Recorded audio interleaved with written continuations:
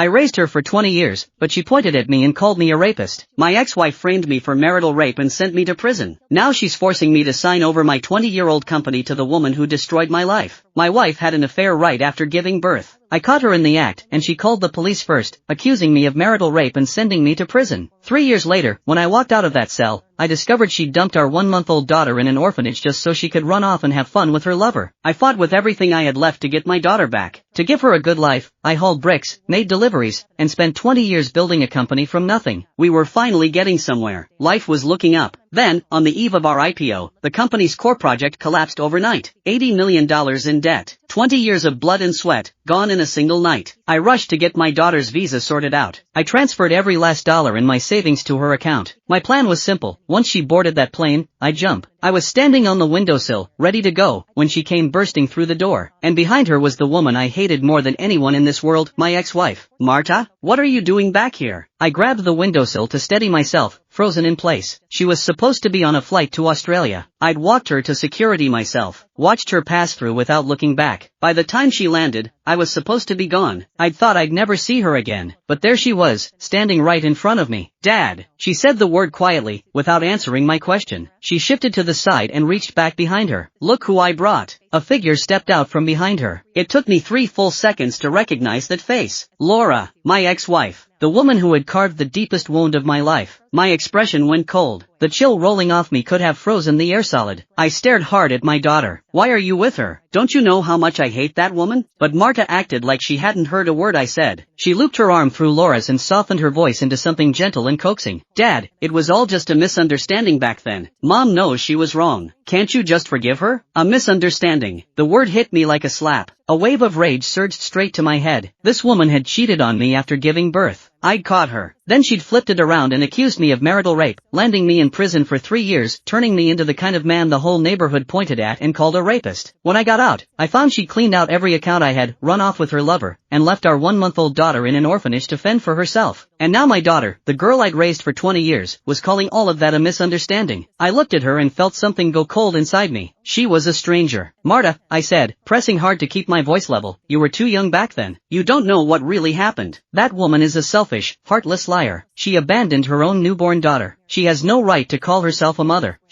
Enough. She cut me off before I could finish. Her eyes were red, and the look she gave me was full of disappointment and fury. Dad, Mom had her reasons. If you hadn't interfered and pulled me out of that orphanage early, she would have come for me herself. I wouldn't have spent all those years without her, growing up like some kid nobody wanted. I went still. She thought me taking her out of the orphanage was interfering?